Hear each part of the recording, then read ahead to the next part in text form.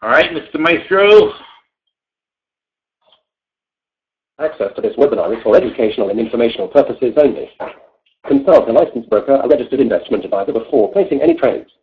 All securities and orders discussed, tracked, and monitored in virtual trading accounts. Virtual account prices and returns may differ from actual trading results. Commission costs are excluded. Neither philstockworld.com, PSW, nor its affiliates, nor any of the respective officers. Personnel, representatives, agents, or independent contractors are in such capacities licensed financial advisors, registered investment advisors, or registered broker-dealers. Nothing contained in this webinar, website, or promotional material constitutes a promotion, recommendation, solicitation, or offer of any particular investment, security, or transaction. Trading options involve risk. Visit the OCC website www.optionsclearing.com to read characteristics and risks of standardized options. PSW provides education and training services that are meant to teach you to the risks and potential rewards of trading options, and we are not a service that tells you what to trade. We are not implying or guaranteeing any profit. As always, do not trade with money that you cannot afford to lose. Past performance does not equal future results, and results discussed in this webinar are typical and are only valid on its specific or identified date. Your results may vary. By accessing this webinar, you agree to hold the above harmless from any losses you may incur as a result of information discussed in the media identified above. By accessing this webinar, you agree to be placed on our mailing list and receive our newsletter. Rest assured, we take your privacy very seriously, and we will not distribute or sell your information to anyone. All right, fantastic. How's everybody doing today? No audio. Mark, try rebooting. Try.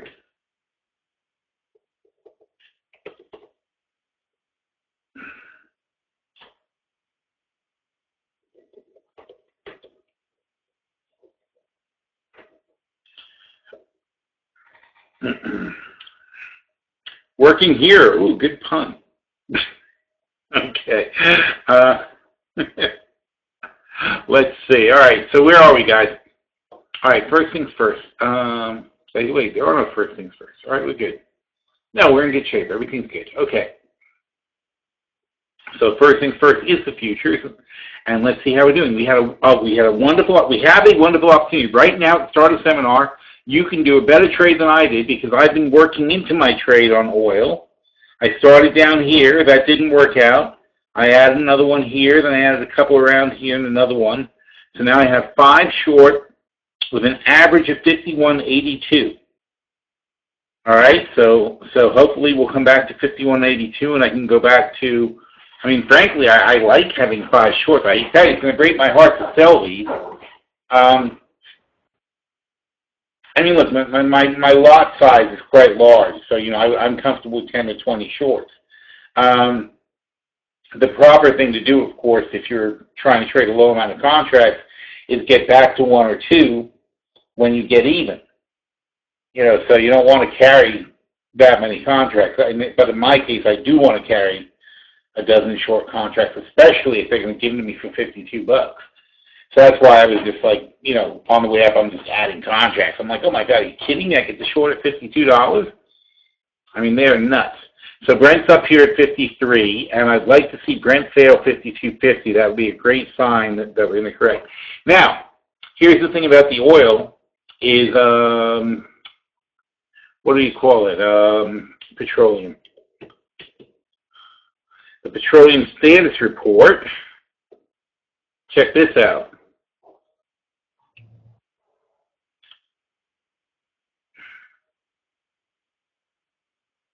All right, so the headline is, I forgot to shut that off, sorry, the background noise.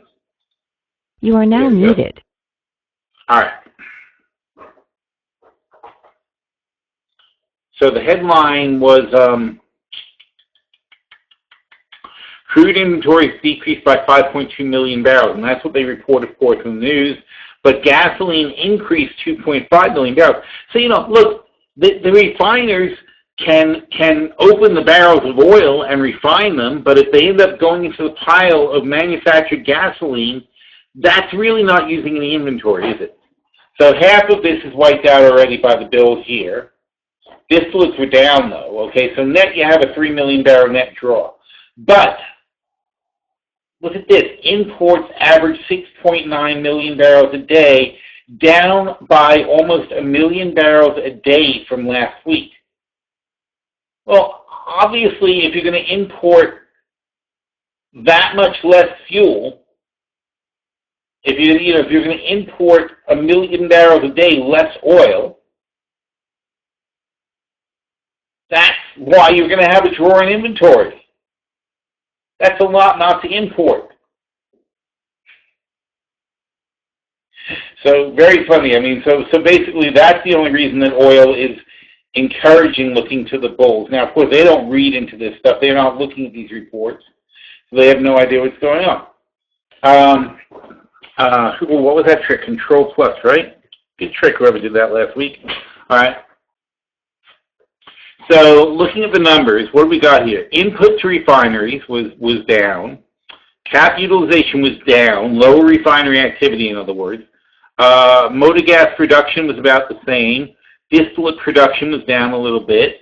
And the movement in oil was nothing exciting here. Okay, so the oil came out of the crude oil here. Now they stopped messing around with other oils like they were before. So at the moment, other oils seem steady. It might be full. There might not be any room for any more other oils. But the big change is that they said the imports were down. It's funny, I don't see it here. Oh, I'm sorry, I'm reading that wrong. Wait, this is 16. No, I don't know. Well, they're saying in here that the imports average 6.9 million barrels. So this is a different number. It's a net import. But the bottom line is, if we're pulling in 6.9 million barrels less, that's where your drawing inventory is from. And last week it was down 3.6 million barrels. Now we had that storm that messed up the shipping for a while. In this week, a week or so ago. Meanwhile, product supply. They supplied. Look at this. Less gasoline was supplied, but there was still an increase in gasoline inventories, even though they refined less gasoline. Distillate oil flat, well, actually up a little bit. Let's say it's up 100,000, so up 1 million barrels of distillate was produced, and all other products, whatever. And that's where you are. And then the bottom line is last year we were paying 47 a barrel, now we're paying 50 a barrel. And there's no particularly good reason for that. And even worse is we were paying 138 for gas. We were paying 5% more for oil, but we're paying 10% more for gas. So it's very, very annoying. If you're a consumer, it's not fair. But anyway, so that's all fine. So the bottom line is though that the bottom line interpretation here is this is stupid, and it will correct. And we also know, of course, that an oil minister earlier, one of the Saudi guys said, lots of people are going to come on board and cut production. Even though in the last couple of days we clearly saw that Iran is already disputing with OPEC how much production is, and they're saying, no, we produce much more than that. You can't tell us we produce less and then tell us to cut. They're like, we actually produce this. So that's what everyone's doing now in OPEC. They're all positioning to say, we actually produce this much. So essentially, they're all kind of admitting they're cheating in advance of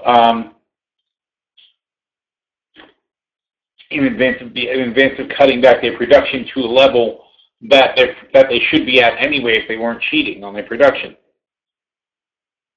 So it's just a big game. But anyway, so we're in the new contract now. We're in the current contract here is a December contract. So we have 30 days until we have to do anything with these contracts. So I don't mind holding this contract short. I'm extremely optimistic that we're going to go back to 40. I still think we're going to go back to below 47.50. So 47.50 from here is, just shy of a $4,500 drop. So that's kind of what I'm looking for right now on those. So get 4,500 times 5, that's like $20-something thousand. So I'd be real pleased to come in around there. Now, in reality, though, I'll take a profit when it gets down to 50, and then I'll get back into them. So it's not in one shot. I don't sit there and wait for it to come down. But over the course of the month, we're certainly going to make a lot more money than that. Because we'll pick up 500 here, 1,000 there, blah, blah, blah, and when it bounces back, it gets short again. That's how we go in and out of it. But for the moment, I'll just sit on the 5 and we'll see how it goes for the day.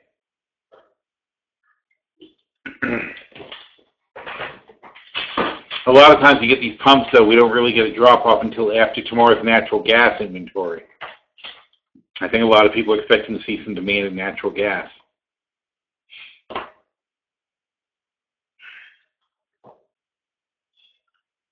They excluded leased crude stocks from inventory. Do you have any idea if that can affect the numbers? I don't actually. I heard something about them changing some reporting activity. I don't actually know how much it wasn't broken out before, so I don't know what the big difference is. Would that be as of this report? Because if it's as of this report, it obviously doesn't make much of a difference. But that's a weird concept. Yeah, it's never good when they mess around with numbers because you lose your long-term basis for comparison. All right, so what else is going on? I'm going to get right to inventory. Let's look at the other charts and see how they look. So we're right at 2140 on the S&P. See, it's a good line to short. This is the resistance 1 line. He's at resistance 1. He's not even close. He's at resistance 2. All right, so these guys are they're all at places where they could be turning down, except for the NASDAQ. But the NASDAQ clearly is kind of weak. It was up here, and now it's down here, and it refuses to get rallying with the others. Now, what's wrong with the NASDAQ? The NASDAQ doesn't have any oil companies in it.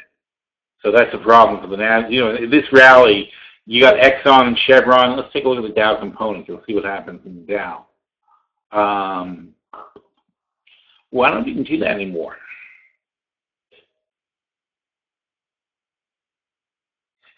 You used to be able to do this with the Dow. Let's see if you're still... Oh, components. Yeah, they're still here.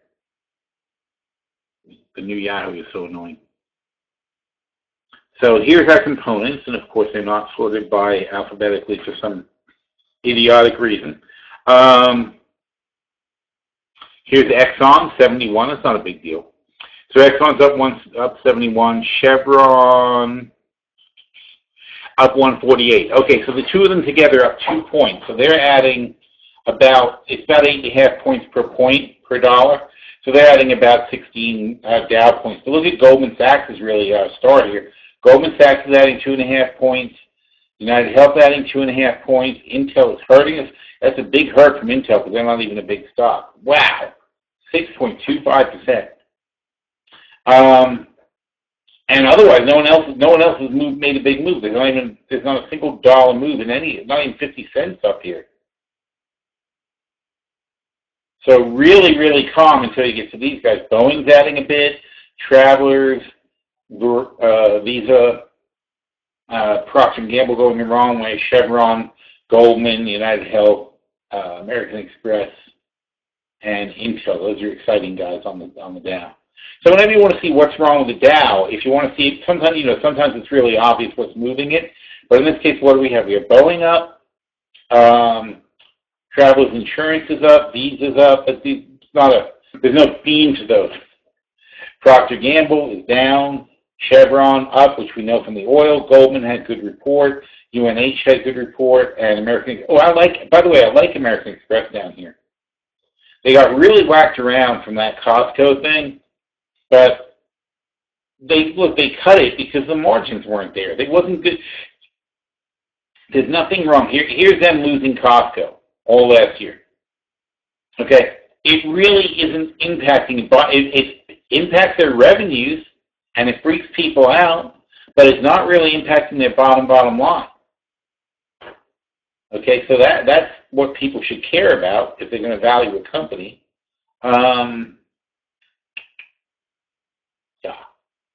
All right, let's go to American Express, take a look. And it's a good, solid, long-term play.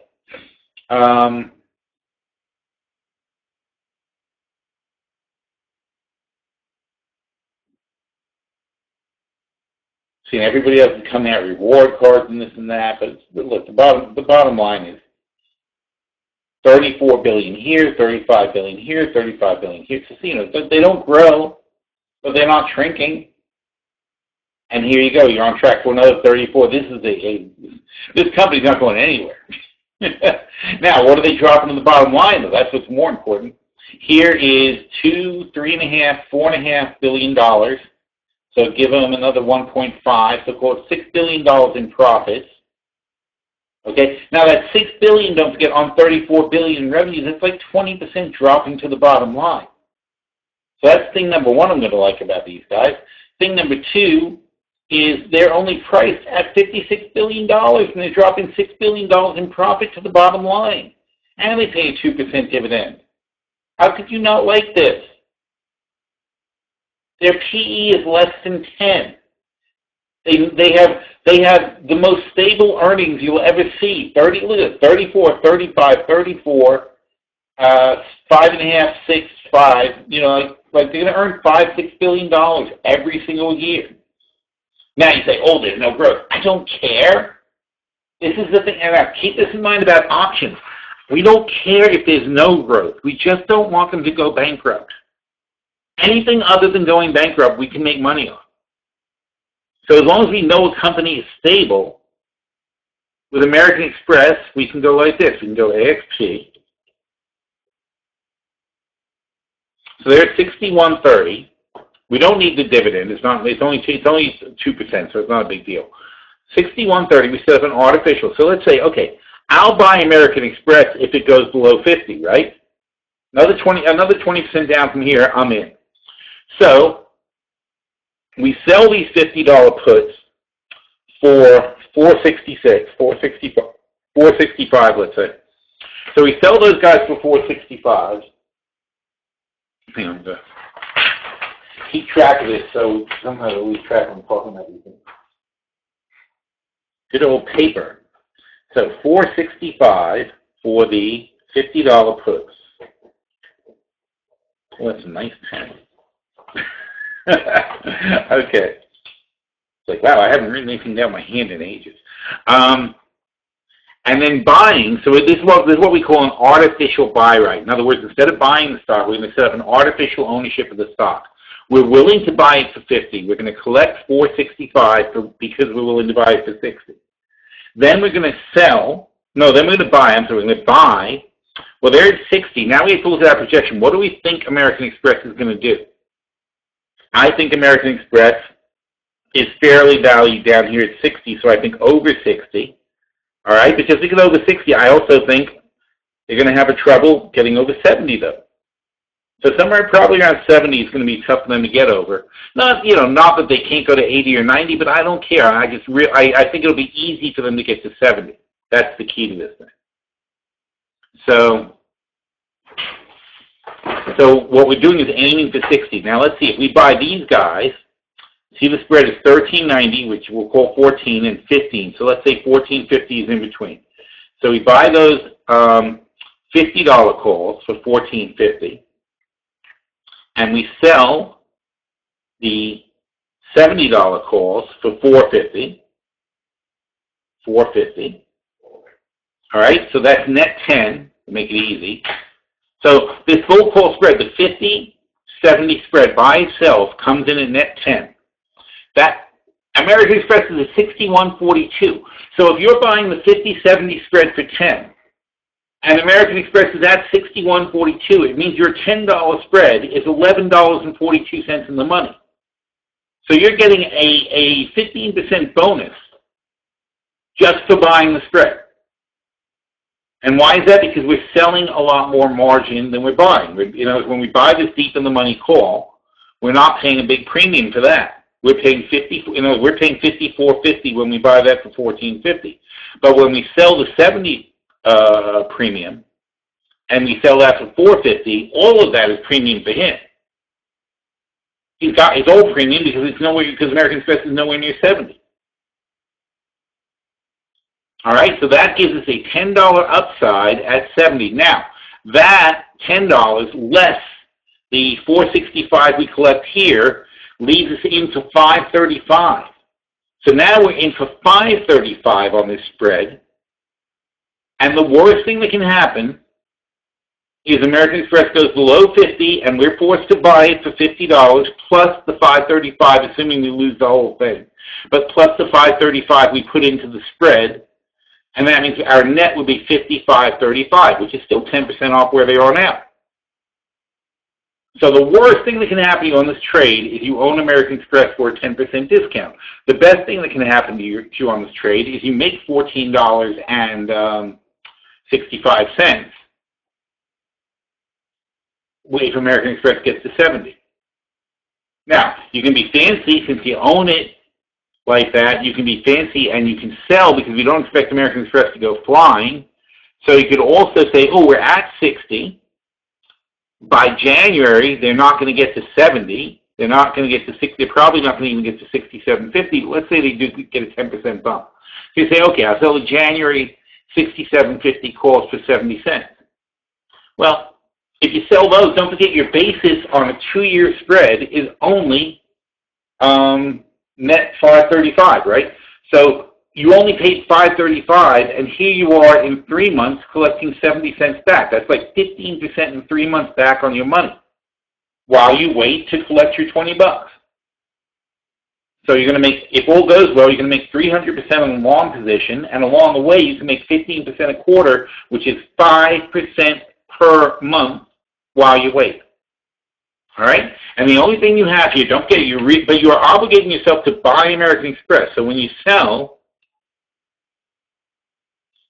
these guys, you go sell, very simple, sell, single. We're going to sell, all right, it doesn't have 10, whatever. So you can sell them, and look at it's an efficient play because my buying power effect, I'm only using $3,344 in net margin. All right, so that's 33. So for $3,000 in margin, I get to set up this entire spread. And I'm only $3,000 margin plus the cash you're using on the other side, so $5,000 in cash. So basically, you're $9,000 out of pocket. This is an ordinary margin thing too. It's not the portfolio margin. So for $5,000 in cash, for $5,000 in cash plus $3,000 margin, so $9,000, you've got a $15,000 upside on the play. Plus, like I said, though, you can collect every quarter another $700, let's say, selling margins against it. That's if you do 10. You can do 1 of 4, and then it's only $700 in margin. All right, so that's how you set up a trade like that. I like that, American Express. We should add that to the long-term portfolio if somebody reminds me later. That's a good trade. Oh, damn it. All right. See if anybody has a question about any of this stuff. Okay, blah, blah, blah. Why not the butterfly AFP? Because I think AFP is going to go up too much. Butterfly is for something you don't think is going anywhere. I think AFP is undervalued. It'll go up. I don't want to do a butterfly on something that I think is going to go up 10, 20%. I like to do butterfly on something that is going nowhere, like let's say J&J, probably. Well, not like J&J. Well, actually, it's not true. J&J did go up, but at this point, I think it's going to go like this now for the next couple of years. I think it's now fairly valued. It was undervalued. Now it's fairly valued. I don't think J&J should explode off of that point. But American Express is crazy undervalued. It just baffles me sometimes how a stock can trade at less than 10 times its earnings. I understand if it's a small stock or something like that, but this is freaking American Express. They've been around for 100 years. It just is crazy that things get this low.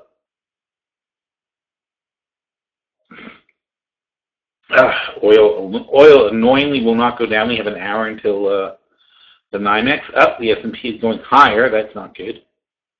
Did I short the S&P? I meant to. Yeah, 1. Oh, right. I didn't I made a mistake when I did it. That's right. Okay. Now, from the S&P, I don't have any confirming reason to be short on the S&P here. So in other words, I don't see any. We're not stopping at these red lines and see if the Russell gets rejected. I'd like to double down so I can be over 2140, which is where I want it to be. But I'm not going to just do it because what if we go up to 2150? And I'll be kind of upset, right? But I believe that this will be the top for the Russell, and once the Russell tops out, it'll drag the other guys back down. So, yeah. You know, it's funny because when we do these webinars, it's like I want to teach you guys to trade properly, so I want to show you what I like to do, but then on the other hand, it's too early. You know, and then but for the sake of time, it feels like feels like I'd rather do the trade. Point being though, see, I'm at 21.39, so anything over 21.41 gets me to my goal of 21.40. That's what I wanted to be short of 21.40. I went in early in case it was rejected. It didn't get rejected. Now I'm waiting and seeing. So I have to decide, like, on what factors. I shouldn't be watching oil if I'm doing this, so let's not. You know, screw oil. I mean, I really don't care what oil does because it's not going to change my mind. So we'll take a look at the dollar.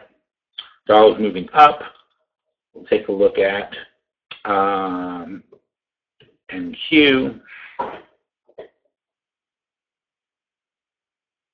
See, we're not really getting over that. It's just so this is more probably an overshoot and not a breakout. And I don't know that for sure, but you know what? I really feel like I want to get that before it disappeared. See these fat numbers here? See 1,500, 1,600, 1,100.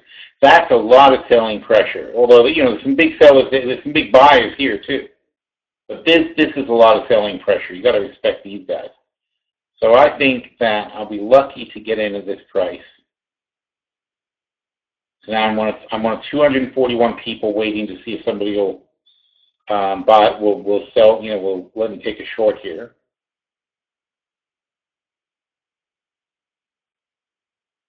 Ah, damn it.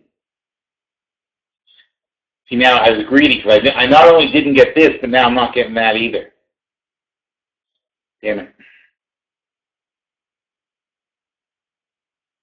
See how the buyer suddenly, see how the seller suddenly flew in?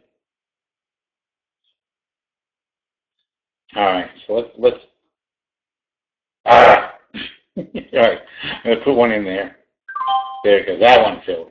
So now my average is over 240. I'm happy. Now what I want to do now, really automatically I should be saying, okay, if we get back to 240, I'm going to be a buyer. I'm going to buy and clear out, so then my average becomes 1 at 21.40, which is what I wanted in the first place. So I may as well just put it in. If I'm not going to be watching it constantly, I may as well just put the order in case it spikes down quickly and I get it. And again, it goes back to what are your limitations? How much did you really want to be invested in something like this? And for me, this was just a demo trade I wanted to set up for you guys, so I had no interest in really shorting the S&P in particular. Meanwhile, let's take a look. So the dollar looks like it's toppy over here. That's not good for a short, though. We don't want the dollar to be toppy. So we don't have a lot going in our favor here. Look at the Nikkei. And the Nikkei is over there, 17,000. See, everybody's breaking up a little bit higher than you want them to.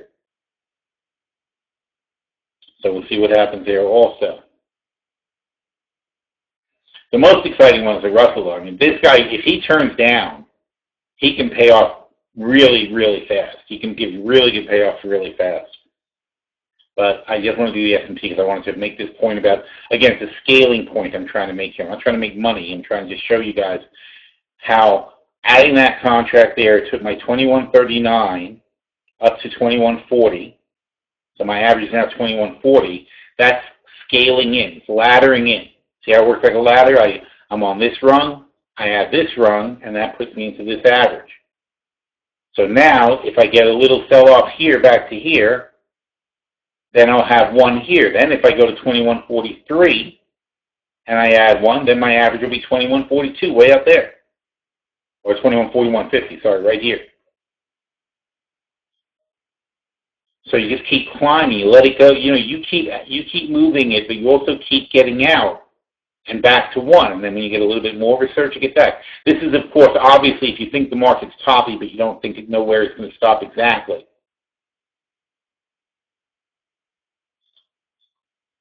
So in other trades we look at, we've got natural gas. I like this down here. 315 is a good spot. We'll take a look at the bigger chart for that. And do we have coffee up here? No. There. This is dailies. So, look, I mean, this is what you lose track of in the bigger picture. See oil over here? All right, we've been up here before. We had this happen before. We got all the way up near 55. It doesn't change the fact that it's too much. Just because you get to a spot doesn't mean it suddenly is officially usable. Now here, just a week ago, we did this, and we came up to 52, and we started, in other words, up to 52, rejected, skittering along that line, down again, ultimately now rejected. Now we even, and that's a good pattern if you're bearish. Then rejected 51.50, and then the big drop. So although I think we're going to get to 47.50 way down here, I'm still going to take my money off the table here, just because I think so. When it goes below 50, I'll get in again. But what we're looking for now is this. So I'm not expecting any great thing to happen right now. I'm expecting over the next few days that this is going to recur. And what day was it? Friday. October 14th was a Friday. Friday. This is Friday, Thursday, Wednesday, Tuesday, Monday. There you go. So it was a Monday that we hit that here. Tuesday, drifted, came down a bit. Then here, then Wednesday, apparently there was a bad inventory report, boom, and that's it. Now, what I expect to happen here, we drift, natural gas report tomorrow, similar action, bit of a drop on natural gas, and then sometime on Friday, somebody's going to realize that we just simply didn't import the gas, and that's the only reason we had a draw. Plus, we wait for OPEC, people, after the OPEC meeting is done, which now they're having meetings like every week, because I think they realize that the best way to get the price of oil up is to have meetings and make statements. And by the way, these OPEC ministers, it's their job to raise the price of oil, right? So their whole point of having these meetings is to make money on selling oil. That's kind of the whole point of a cartel. So it occurred to them at the last meeting that they're like, hey, whenever we have these meetings, we get a bump in oil. So now they've scheduled like 8 meetings. It's the funniest thing. So now they're just going to have meetings constantly, and there's billions of dollars on the line. When they're selling, OPEC sells 30 million barrels a day. So every day that they can get a couple of bucks, $5 more out of it, it's $150 million. If they can get $5 more out of barrels of oil that they're selling every day. So every week, that's $1 billion a week. So yes, they will have meetings every week if they have to. That's what just finally occurred to them. They're like, oh my God, the best way to do is get on Twitter, and they're trumping it basically. They're like, get on Twitter and start just talking about oil going up. And that gets all the bulls excited. Now, that, of course, is the boy who cried wolf kind of thing, so it's going to fade out eventually. But for now, this is a fantastic way to raise the price of oil without doing anything. They're still pumping oil like crazy. They haven't pulled back production one bit. They're selling as much oil now as they were selling here, and as much oil now as they were selling here or selling here. More oil. They're actually selling more oil now than they were selling when it was down here. They can't even get back to the level they were at here. They're like 3 million barrels over this level. It's nuts. But they figured out they tried a few things, didn't work. And what they finally said is, oh, look at this. If we just have a meeting and tell people we're going to do something, then everybody believes it. So the cheapest, most effective thing for them to do, if they want to sell as much oil as possible at a high price as possible, is just have these meetings and keep talking. So that's their current game plan. And that's why we have to be patient.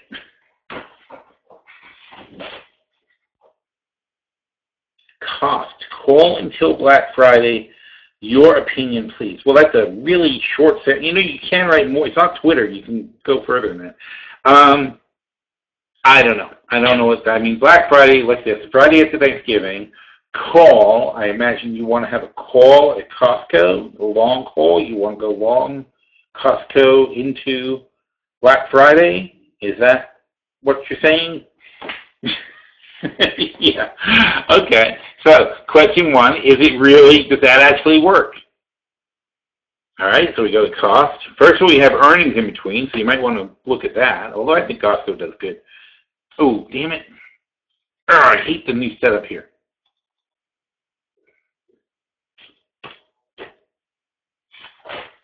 I don't like change. I'm a crabby old man. I don't like it when they change things. All right, so seasonality. So you're saying into Thanksgiving, here's an into Thanksgiving, here's an into Thanksgiving, looking good, and we don't know what's going on here. So on that basis, your premise is holding up.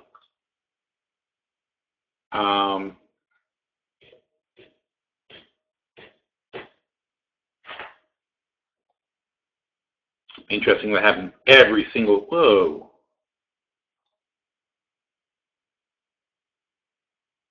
I can't get a bigger chart. There we go. Okay. That's too big. 5 years. Okay. Up into the end of the year, up into the end of the year, up. Well, I mean, what a freaking company, huh? Up into the end of the year, up into the end of the year, up into the year. Okay, so I would have to say yes. That's probably a good play. That's a real strong performer into the holidays. I mean, here, September to November was not good. That was in 12. Here, you died right on Thanksgiving. Here, also interesting how they kind of really sharply fall off at the end there. Here, it's a bumpy ride, but you get there.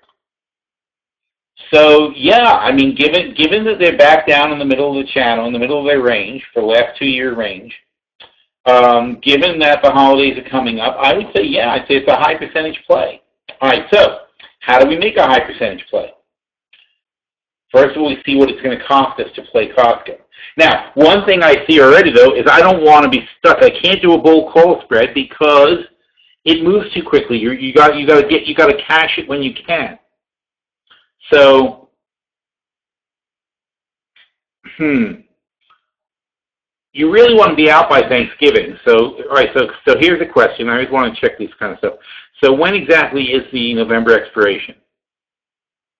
And it's on the 18th. Right? That's, you know what? Frankly, I think for the purposes here, I think that's good because you really want to be closing that trade by then anyway.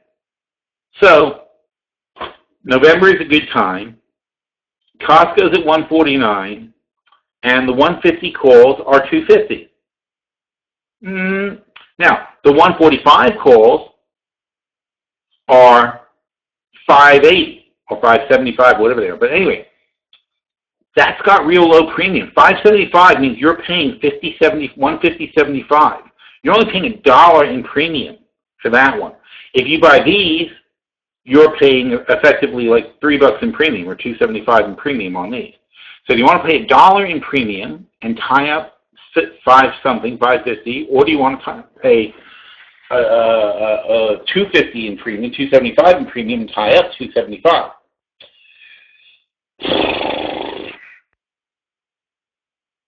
Then that's a tricky one.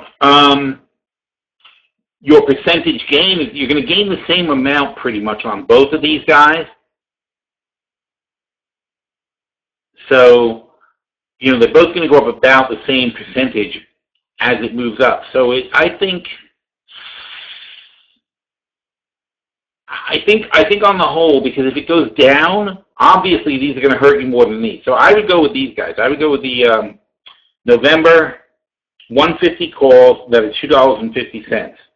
Now, you got to have some discipline, though. Okay, it's the kind of trade where if you make 50%, if you make $1.25 on this trade, you should really be cashing out half at least, and then you should put a stop at, let's say, so $1.25 up would be like this is 250, so $1.25 up would be 375.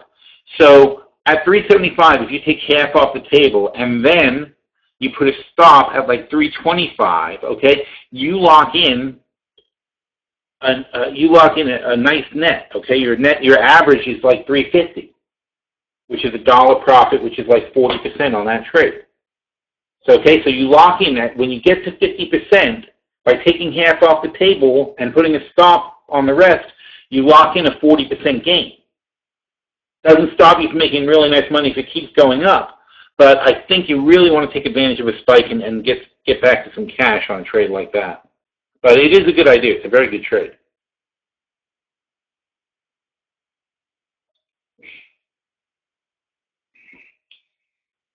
Are you shorting TF here at 1224? I mean, it's fun. I got the S&P working though, but it's like, oh, it's not 122. Well, if it hits 1225, I would short it with a tight stop, just because it's such a great mover when it does what you want it to do.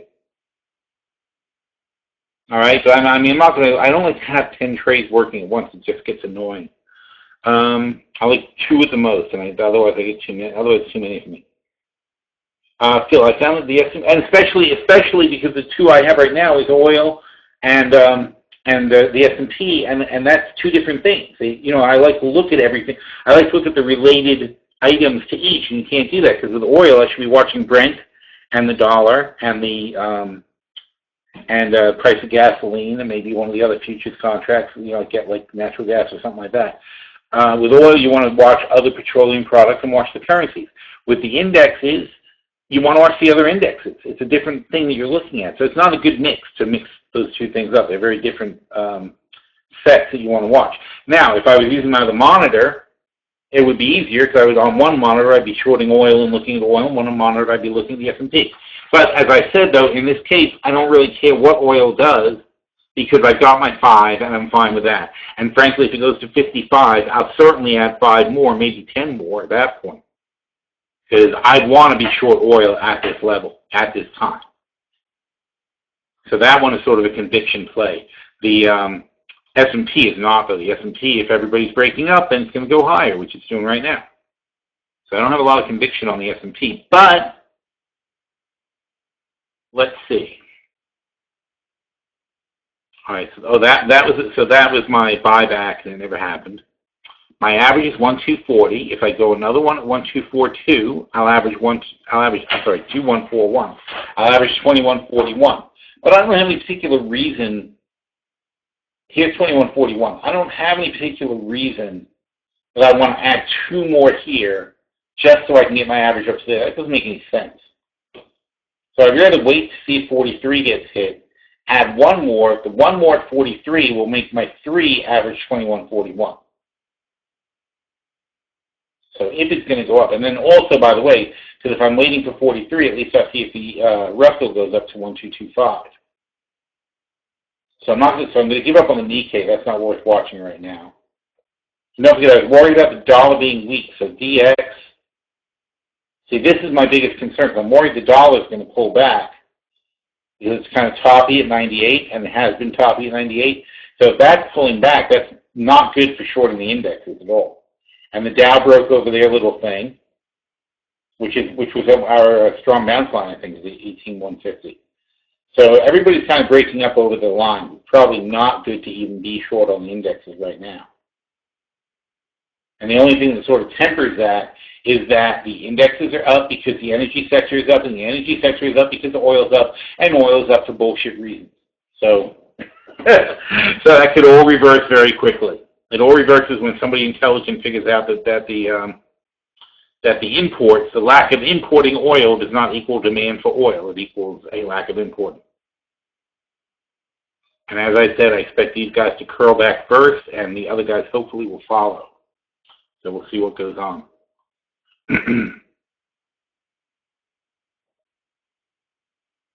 The S&P mid-caps have the same directional properties as the Russell with fewer bumps. Well, I guess. I mean, I like the bumps, and I like playing the futures. Frankly, I mean, I'm sure that's valid, but for me, I like to play the indexes because I'm watching them all the time. And if I start watching EMD, that's like I don't have if I don't have a chart for that on FinViz, I like my FinViz charts. I like to be able to go like this and see where everybody is. So, it's perfectly valid to play that if you're going to specialize in that sort of thing, but I don't specialize. I do a lot of stuff during the day. I look at lots and lots of things. In fact, today I was working on my portfolio, so I had almost zero time to look at things. I can't start watching specialty items. So good job, Mark, though. I like that play on Costco. That was a good one. All right. Now, speaking of the portfolios, let's take a quick look and see what we did. Oh, and by the way, if you're top trade people, I really got to apologize. I didn't do a top trade, I think, all last week. I have definitely trades that I like, so I'm going to put a few together and put them out tomorrow or later, probably tomorrow. I have several trades I like as top trade. We just did an Apple trade that was new. We just did something else that was new, but we're going to go over it right now, in fact. Oh, I know what I was doing. Okay, so forget that. Let's not go over the portfolio here. Let's go over them as we just went over them in Phil Stockwell. So what do we talk about today, first of all? All right, China. Now, again, look, when things are too on the money, you got to be suspicious of how they got so on the money. And China's GDP always hits the mark, and the sub-indexes always hit the mark, and it's just bullshit. It's not possible. You look at our stuff, our GDP, it's all over the place. Okay, you can't predict it. There's no way the Politburo can't meet, or whatever they call themselves, but the party can't get together and say, hey, we're going to have 6.7% growth for the next 3 quarters, and then boom, every quarter, 6.7%. It doesn't work that way. So, so something's wrong. Plus, so I was talking about how the space there's a couple of people like this. They actually take satellite photos of the factories, of the roads, of the shipping ports, and they say, you know what? No, you are in a multi-year decline. Okay, and it's a lot harsher than the official government number, which is up here. You're in a multi-year decline, and we see it. You can't hide this stuff. There's no secret economy going on that you can't see. You can see a growing economy. You see what it looks like. Historically, we know what growing economies look like. Even in your own head, you know a town that's growing. You know if you live in a town or you visit a town, you know when it has a good or bad economy. You pay attention and you see a good economy and a declining economy just from driving around. Not even, these guys are studying the images with people who know what they're doing and looking okay, this parking lot at this factory used to have 100 cars a day and now it has 80 cars a day. Therefore, they have 20% less people. It's not complicated to check this stuff. And the biggest telltale, though, is also the frickin' earnings. The money's not there. How can you be growing an economy at 7% a year for 3 straight years and have companies that earn less money than they made 3 years ago? That makes no sense. It doesn't. That's not how economies work. And that's the funny thing about China is if you're going to fake your economy, at least fake it in such a manner that it looks like what an economy looks like when it's growing. But they're not even doing that. They're just basically writing numbers on books that have no connection to reality. And and of course, saying that makes me think of Tesla. I wrote that here. It's well, Tesla also has no connection to reality with their books. And here you see the yuan loan. In September alone, $1.2 trillion in loans, which is only $250 billion. It works out to it. All these loans together, $250 billion, because basically divide by 6 on yuan. It's still a lot of money. If you do that on a monthly run rate, you're lending out $3 trillion a year. That's not sustainable. Okay, even in the U.S., that wouldn't be sustainable. You can't make that much. You can't push $3 trillion worth of loans out like that. These guys are doing, it's an incredible. It's almost a third of the GDP. It's 27% of their total GDP. That's crazy. And most of it is yuan loan. So their money supply jumped 11%. That's in a month. Money supply up 11%. That is crazy. So there's big problems in China, okay? Big, I mean, just, and again, it's been big problems. And a couple of people said, well, you've been talking about China for ages, blah, blah, blah. Yes, I talked about China for ages. Last year, I got crazy about talking about China all summer long. I was ranting on China, saying basically what I'm saying now, same kind of stuff. And you know what happened? In August, China collapsed. Okay? I could feel it. I'm like Scotty on Star Trek. I can feel when the engines, I can stand on the deck and I can feel the engines when they're off, okay? And we're getting to that point on China now. And the only reason they didn't collapse last month or the month before is because of this. Look at this. Look at these numbers. I mean, 800 billion in loans. 1.2 billion in loans. Even if you divide that by 6, okay, it's still a lot of freaking money. These are big, big numbers. And that's how they're masking their downgrading economy. Look at bankers' acceptances. Notice that it's negative. Corporate bonds. Oh my God. Like huge, huge corporate bonds. And it's getting bigger. Other than March where they did some crazy thing, but look, it's getting bigger and bigger and bigger. And share issuances. Look at this one also. This is how they're raising money by putting out shares. Dilution.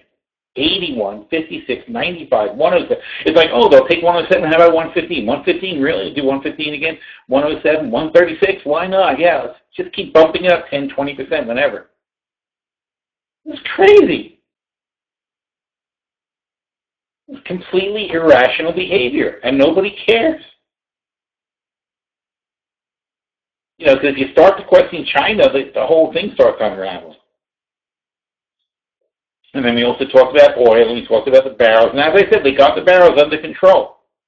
So there's a lot less pressure on them now than there was earlier. Okay, it went from 484, and we still have 2 days left, and it's 57. So they knocked off, 80-something% of these barrels are already gone. They're gonna end up using maybe 15,000 contracts, 15 million barrels. They're gonna actually use 15 million barrels. All the rest will be gone by tomorrow. Tomorrow's the last trading day for this contract. And they will shovel up here now. So now they're pretending they need 495 in December. They don't. They need the same 15 they're going to end up with here. So that scam is ongoing. Anyway, what we've been talking about, portfolios. Oh, yeah, so we're going to look at some other stuff. So one thing I mentioned, which I talked about in the article, but I'm like, look, this is the consolidation of the media. There used to be, 50 companies providing media for the U.S. 50 radio companies, TV companies, blah blah blah. Now 90% of the media is 6 companies: Comcast, News Corp, Disney, Viacom, Time Warner, CBS.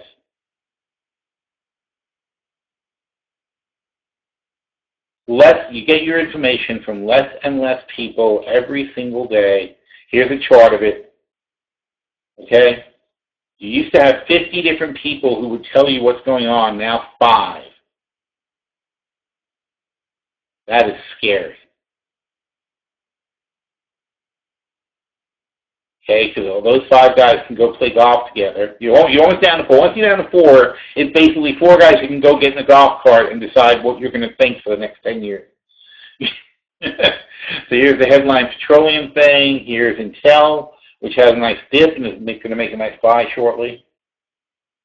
Okay, so here's the options opportunity portfolio. And we didn't go over a lot of stuff. I just put it up here. But we talked about, given where we are, which was, where are we? We have, we're up 109%. That's from last August. So we're $209,000, almost $210,000. And the only changes we made, well, not only, we made a few changes because it's a good, it was a good time to do it. So SJB is our junk bond short, not working out. And I don't like the decay we're seeing with SJB because even when it doesn't move, it still goes down on it. So what we're going to do is move to J and K. and pick up the puts on J and K out to March. With USO, we're just waiting patiently for it to come down, although now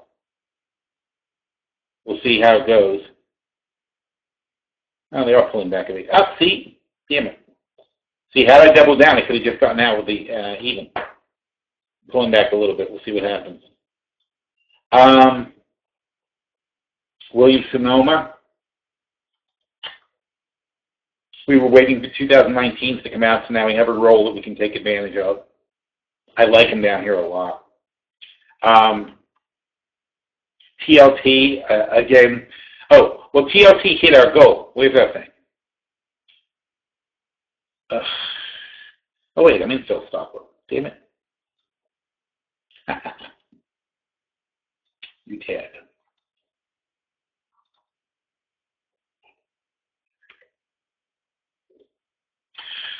You know, well, oh, good.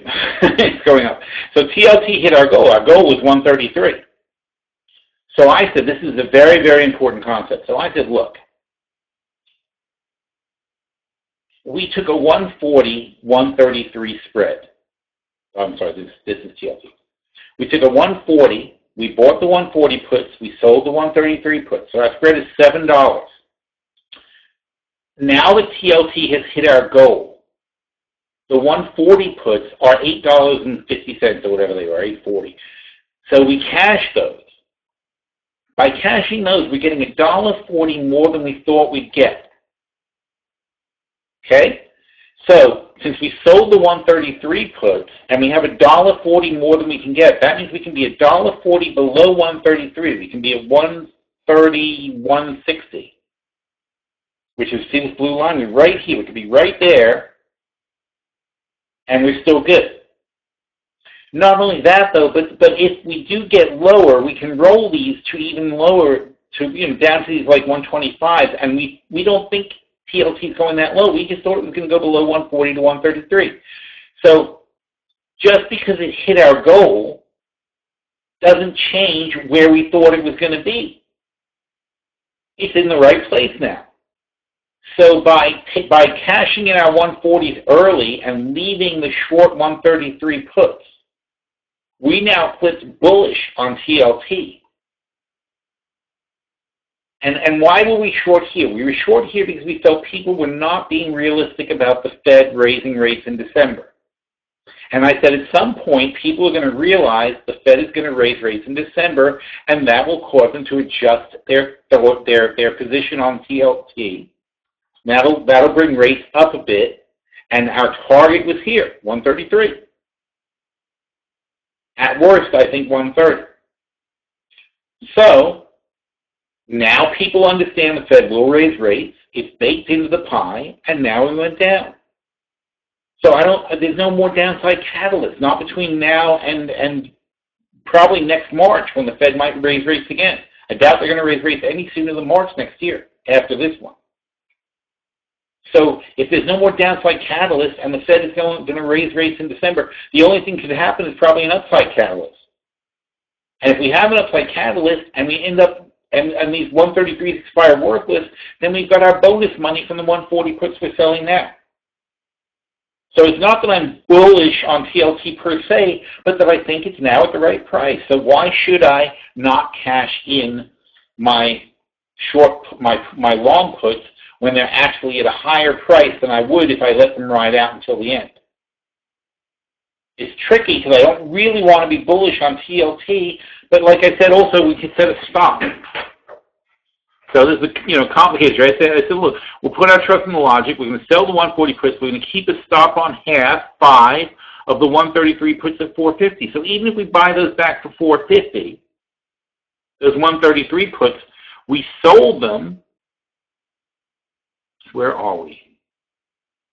TLT. Because the spread, sorry. We sold them for 260. All right, so if I take a $2 loss on these, that's going to be times 5 is 500. Times 5 is $1,000. So I take a $1,000 loss on these, but I've got a gigantic gain on the rest of the position. It's up more than 5,000. And we were never going to get more than $7,000 for this spread. That's the max. The max on the spread was $7,000. So I'm taking 8,000, whatever, this one. I'm taking 8,400 off the table. So even if I lose 1,000 here, I still have more money than I thought I would have, and then it depends on what happens to the last batch. So, don't think of it as a one-time event, all these things. It's like a chess game. You make a move, then something else happens, then you have to make another move, then you make another move. It takes time for these things to play out. Even if you originally said, oh, it's a December trade, once you get closer, you might say, oh, you know what, I can stretch this out in time, make a little bit extra money. And again, it's like I almost wouldn't bother if I was more confident in the market, but the way the market is right now, I don't want to make a lot of trades. So if I have a chance to just manipulate a trade that we already have and make some more cash, why not? It's easier than going out and looking for a whole new trade. I can pick up an extra $1,000 on this one. All right, Apple. Big changes on Apple, so we won't get into that. But we basically pressed our position without committing much more capital. And now we can squeeze another $36,000. Now, don't forget, this originally was a $100,000 portfolio. We already made $20-something thousand on this position, and now we're setting up to make $36,000 more another year from now. So this right here, if this works out, it's 36% of our entire original portfolio already set up for next year. That's it. That's as much money as we need to make for the whole year. So this one trade that we just moved right now covers us for next year. We can just basically go on a trip, we can go take a trip around the world or something like that instead of sitting around watching the markets. IMAX, we took advantage of the weakness in the IMAX, and it's not IMAX's fault when the movies suck, but people act like it is. So we haven't had the best summer for movies, and they've drifted off since we had a good start to the year for movies. Then we had a bad summer, drifting along. Now we're coming into the fall. There's a lot of cool fall stuff. There's a new Star Wars thingy. There's Doctor Strange. There's other superhero crap coming out. There's a lot of big kind of IMAX-y things that are coming out that are going to be probably boosters. And either way, you got to a compelling valuation at this point. So if we go to Yahoo, where is it? Oh, here. I see. I did that. It's my fault. Okay, that's for it. IMAX.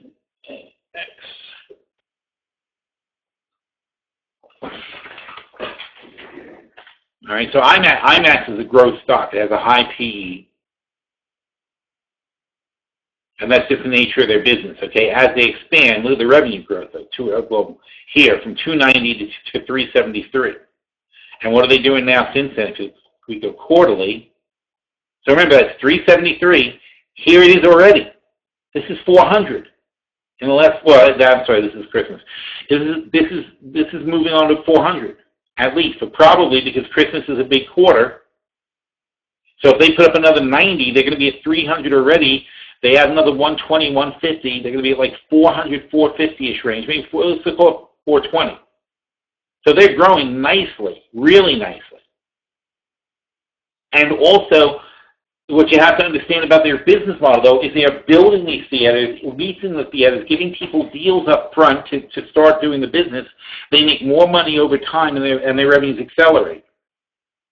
So it's weird to me. I mean, I'm not saying they should be valued at more than 40 times earnings, but I'm just saying they're a good company, very solid. They do a good job, and the nice thing is, what I love about a company like this, they don't forget to make money. Okay, the money is increasing. It's not thrilling, sexy at $64 million for a $2 billion company. It's not thrilling, but it's not bad, and it's growing, and you can clearly see a path to $100 million, which is a 20 PE. In fact, let's see what they're doing quarterly. Now they're going to get it here.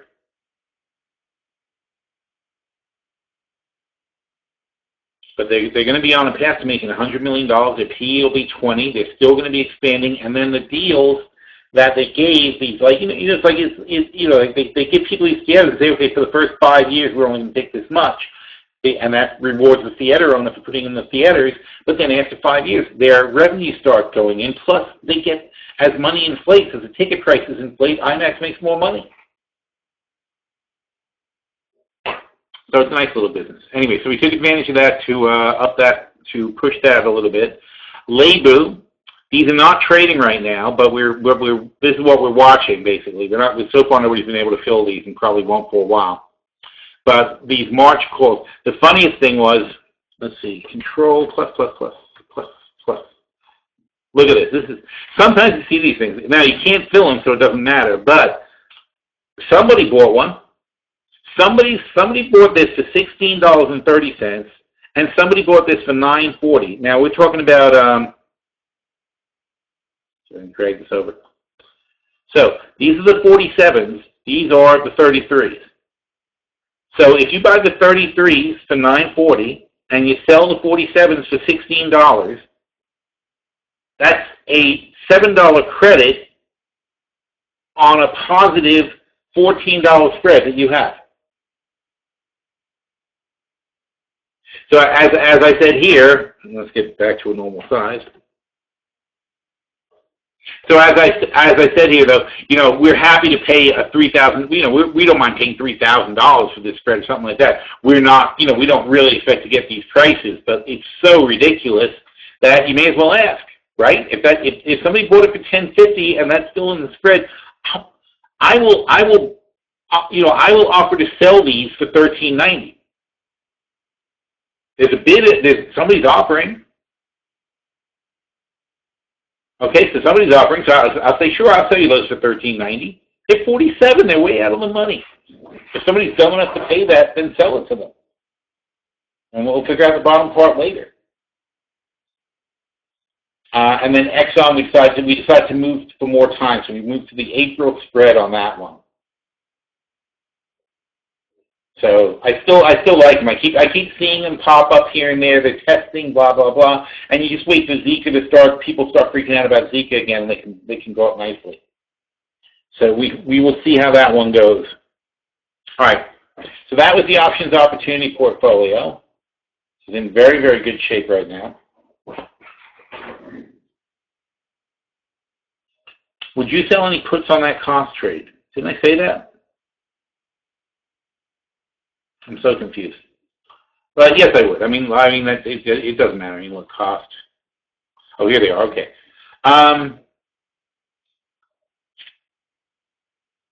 Well, like I said, look, when a P is below 10 on a store that I'm not worried about going bankrupt, then probably this is a good line. But let's say, just going off the chart, let's say 130, 135. So be very comfortable at that price. So that means, so once you look at that and you say that's where I'm going to be comfortable owning them, so then the logic is that anything around there is free money, right? If I'm comfortable owning Costco for 135, then selling the 135 puts here, 2019 135 puts for $10.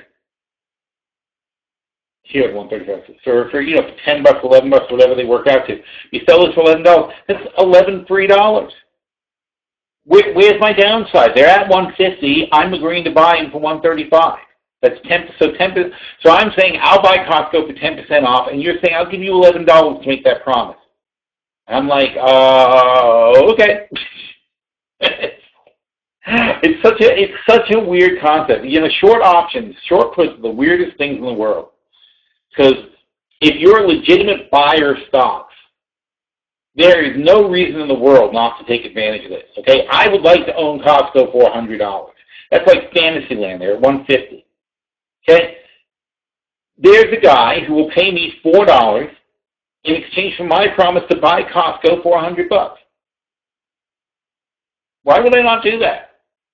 I have to hate Costco not to do that. Now, the only thing is, of course, now if you have portfolio margin, that uses virtually no margin, because portfolio margin only assumes that the underlying thing that you're buying is going to drop 20%. So from 150 minus 20% is 120.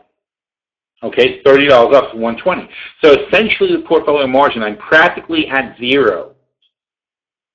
So my margin on that is zero, and I can collect the money. Now, even so, though, where you get screwed with portfolio margin, though, is even though it's at zero now, if Costco does drop 20% to 120, then the portfolio margin will calculate another 20% from 120 down, 24 down, and now it's at 96. So suddenly I need $6 worth of margin to cover that position.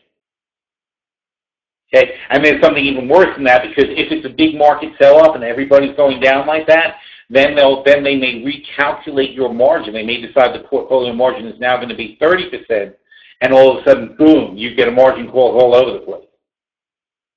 So, you don't mess with portfolio margin. Getting portfolio margin is not Christmas. You still have to be sensible about your margin allocation. So that's why whenever we're doing our portfolios, I always use, no matter what kind of margin people have, I always talk about 2x margin. So in other words, if you have $200,000, you have $400,000 in buying power. That's normal, ordinary margin any broker will give anybody. That's the kind of margin I want to look at. You should never use like Interactive Broker advertising on TV. We give you 5 times margins. Like, that is nuts. You can get in so much trouble using 5 times margin. There's never a good reason to do that.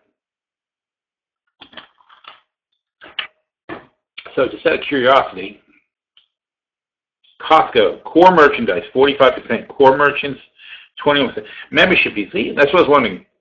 Less than I thought, 17%. So they make 17% of their money from membership fees. I'm a Costco member. So I would have thought that it's more on the fees and less on the merchandise. They actually make pretty good money on their merchandise. Surprising. And Trefus says they're worth $150, which is what I just said, right? So they're at the right price. They're worth $150, according to Trefus, anyway. So I agree with that. Okay, I'm not looking for great growth, but you don't need to look for great growth with these kind of trades.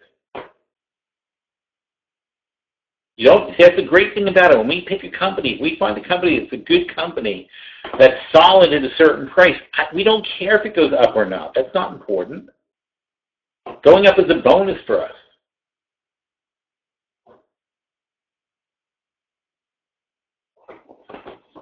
Oh, the Beige Book. I forgot about that. Thanks. Are you concerned if the bond bubble is beginning to pop and the money will flood into commodities? No. I do think the bond bubble can pop, but I don't think people are going to run into commodities. I think people are going to just freak out completely. That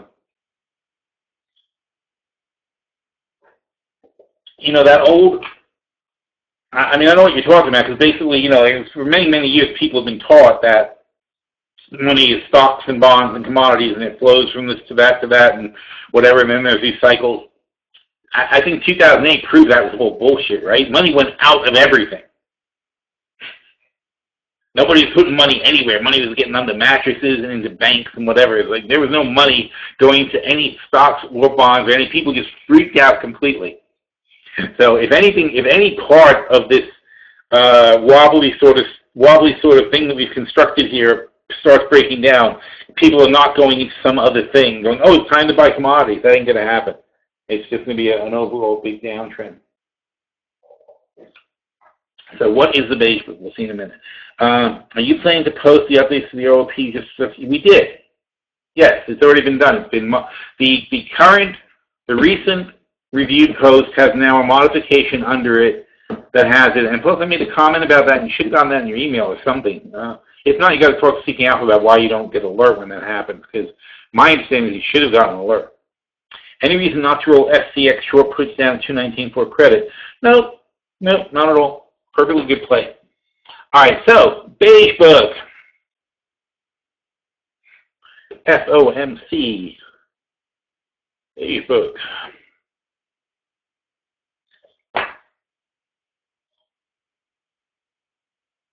Dun dun dun dun. Not only to read it though, that's a problem. All right. Let's see what we can get out of the highlights here. This is make sure it's the right one. October 19th. Yep.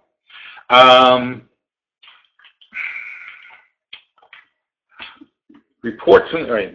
We can dig in this for you guys. Control plus. There you go. All right.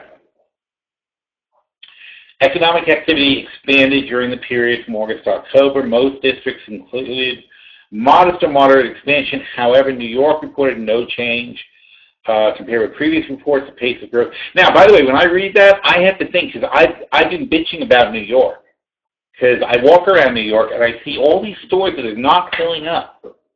And I think it's because owners are unrealistic about what they're going to get in rent. The rents have gotten so out of control that, and I've done this, by the way. I mean, I've run the numbers. We in PSW Investments, we start businesses, and I run these numbers all the time. And it is true. It's like you can't make a store work in New York at these rental prices. It just, you've got, and that's true in a lot of cities. It's true in a lot of high-end cities, like even Miami, Del Rey especially. It's crazy.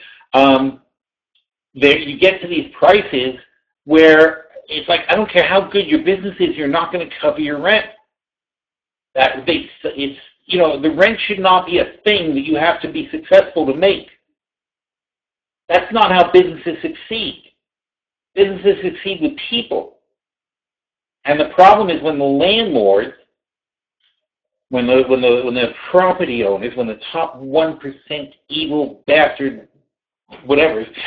So if you think about it, I mean, if they're coming in and on day one they're taking a large percentage of your potential profits, you're not even in business yet. And that's the other thing. They used to get breaks. I mean, when I started out doing businesses 20, 30, 40 years ago, it was perfectly normal for the first 6 months for your landlord to give you a low rent. He was practically your partner. Because his expectation was, okay, you're going to come in, you seem like a nice guy, you have a good idea for a company or whatever, I'm going to let you start off with a low rent, and your rent will increase over time. I mean, the first lease I made on one of my companies was I had a 5-year lease that went up, started at like $8 and went up $8 a foot, and it went up $1 a foot every year for 5 years. And I'm like, great, because I'm like, it's my job to build the business, and it's my landlord's job to make an environment in which I could build a business. I can't build a business if all my money's going out the door in rent. You can't build a business if you're losing money to pay your rent in the first few months, and your cash flow is completely going to your landlord. How the hell will you ever build a successful business? But these landlords are insane. That's what they've got set up. And that's why you see restaurant after restaurant opens and fails, store after store, even retail stores, they open and fail. Anything that's not a chain, and this ruins the whole city, because anything that's not a chain that has deep pockets can't even afford to make it through like the first 6 months. They just stress themselves out on rents, and they can't do it. And then they realize it's too late. Once you're stuck in the contract, you can't get out of the contract. You can't afford to hire people. You can't decorate. You can't advertise. It's insane. And so the answer is, of course, don't open a business in New York. And apparently that's what's going on, because you see these freaking stores that are really beautiful locations, corner stores. And you know what it is also? They charge the most for the corner stores. But you see these corner stores that are just sitting there for 6 months empty. And I feel like, well, landlord, like you're a schmuck. You could have collected half the rent for 6 months from giving someone a chance. And at least your storefront would have been filled, and they would have had stuff there, and people would have come, and your other tenants in your building would be happy because there'd be people coming to another store. But instead you got a big empty freaking space that nobody's buying. So anyway, so it's a weird thing. I mean, everybody's so greedy, and everybody's so scared that they won't make money, or they don't want to give up a penny of what they could be getting, and they end up like cutting off their noses to spite their face. It's really sad. So anyway, so when I read this in the Fed report and I see that, I say, because that makes me realize something. Okay, that makes me say, okay, it's only in New York though. Not everybody's got this problem. So like I said, I see this problem, and I don't know that there's a local thing, but here they're telling me that this is just something going on in New York City. It's not every city. Now, growth improved in smaller cities. Good. Dallas, of course, Dallas, is coming back because of the oil. Outlooks are mostly positive. That's good. Growth expected to continue. Slight moderate pace. Fine. Labor markets remain tight. That's good. Modest employment wage growth over the period. Most districts characterize input costs, output costs fairly flat, but prices increase. Fine. All that's good. Manufacturing mix, strong dollar. And this is good too. Strong dollar dampen the exports according to a few districts. That's fine. There's 12 districts. If a few districts don't report a problem, that's no big deal. If everybody's whining about the dollar, that becomes a big deal. Most regions saw an uptick in retail good. Outlooks were for modest growth ahead. Reports on auto sales varied, and we know auto sales have gotten worse. Demand for non-financials, port traffic, related activity rose in districts that commented on it, but reports of other transportation indicated weakness. That's interesting. Residential construction and real estate activity expanded further. However, low home inventories constrained sales in districts. That's interesting to me. They explain the low home inventories. Home price appreciation continues at a modest pace in general. Commercial real estate activity, construction improves since last report. Demand for business and consumer loans increased along with some seasonal slowing. Credit quality stronger, improved agricultural, blah, blah, blah. These are signs of stabilization of oil and natural gas. This is a very good report. This is one of the best reports I've read in a long time. So certainly nothing to be upset about there. Frankly, I'm not sure what people are worried about reading this report. Employment expanded modest pace over reporting period. Hiring strongest. I guess I would say, if anything, I would say this report is good enough that you can't see any possible reason the Fed won't raise rates in December. It would be ridiculous not to raise rates with this kind of report. Because wage growth is the only, quote, problem. To me, it's not a problem at all. It's fantastic. But wage growth is the only problem in this report, and the way you fix wage growth is to start raising rates. Manufacturing sector varied across districts. Boston, blah, blah, blah. Increased activity while activity declined in Richmond and Atlanta, and was steady to weaker in New York. Poor New York. What are we doing wrong? Remaining districts that are flat or mixed. Capital expenditures were also mixed. Spending cutbacks accelerated in Cleveland. Spending plans lowered in Philadelphia, but rose to a higher level in more than a year in Kansas City. Outlooks were generally positive. Strong dollar depressed exports. Manufacturing transportation was transportation manufacturing was a bright spot. They just said it was weak, with strong growth reported in Chicago and Dallas and Cleveland. Growth in fabricated metals. Steel demand fell in Cleveland. Production weakened in San Francisco because we're not building enough commercial. When contracts noted elevated dollar, strong global production, weak economic growth held back exports. There were several reports continued weakness in oil and gas sector, hurting demand for energy-related machining. Well, that's obviously out the window right now. Consumer spending, mixed. Travel, all interest in travel. Retail sales, spending, declining sales in Kansas City and Dallas. Dallas, is always an oil problem. Kansas is also an oil problem, basically. Tourism, mixed across the nation. See, I don't get this, because I keep hearing that the airline's doing so good, but I don't see it reflected when I hear about tourism. It's very odd, unless business travel is just booming. Tourism slowed for this reporting district. What's the thought? That's what I'm seeing. All right, non-financials don't care. Construction, residential real estate activity expanded in most districts. Home sales fell in Kansas. Okay, you don't care if anything happens in one district. Demand for low-priced homes was sold in district commented, while sales of high-priced homes slowed in New York and Chicago and Dallas. That's good because they're ridiculous in New York. I don't know about Chicago and Dallas, but in New York they're insane. In Alaska, okay. That is the first time I've seen Alaska mentioned in one of these reports. Home inventories are generally reported to be lower, declining. Home prices continue to rise at a modest rate. And growth, residential construction, all commercial, multifamily varied.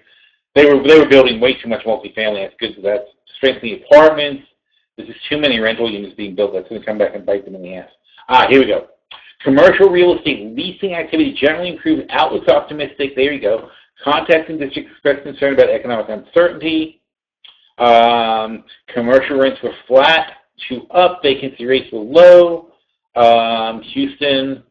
Sales of commercial properties were robust in Chicago, Minneapolis, Fed, soft in Boston. Commercial construction with contracts in Atlanta, high things, and then nothing particularly bad about New York. So on the whole, this is a nice report.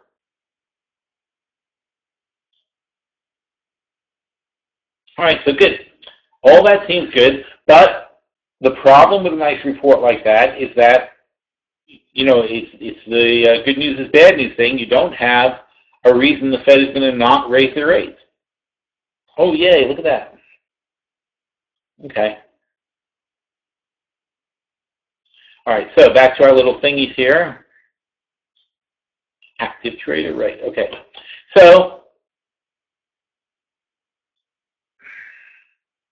I forgot we didn't do that. See, we should have done that. But, well, we didn't double down, so our average is still way down here. I still got my buy-in over there in case we fall. And then on the oil side, probably getting close. CL. Notice right into the NYMEX close, getting a little sell-off action here. Oh, here you go. So I'm back to even. Right here, see? And the disciplined thing to do at this point, and I'm going to do it, the disciplined thing to do is to get back to the amount you actually wanted, which in this case, let's say I wanted 2 short contracts. Because look, we're at a bouncy line. So I'm going to buy and buy. And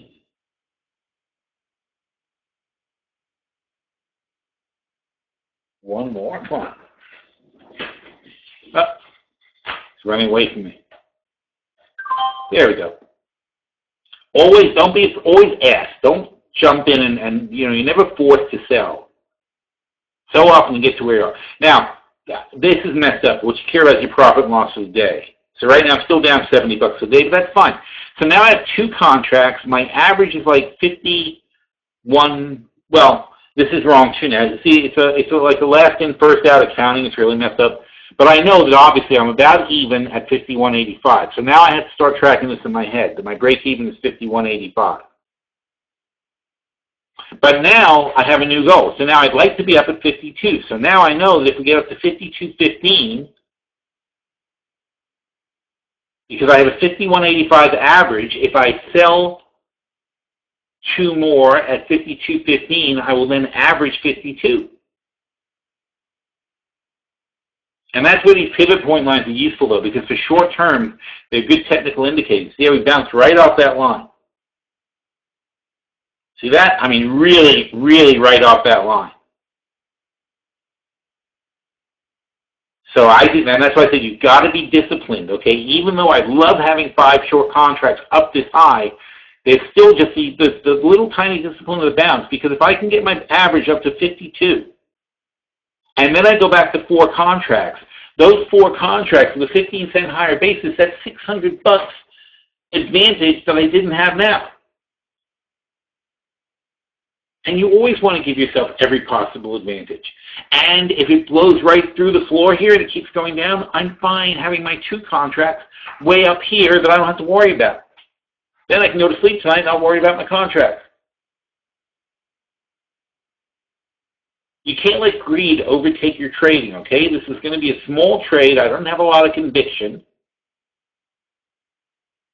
But I really felt 52.50 would be a top, so I was willing to keep adding up until here, and now we're getting a little pullback.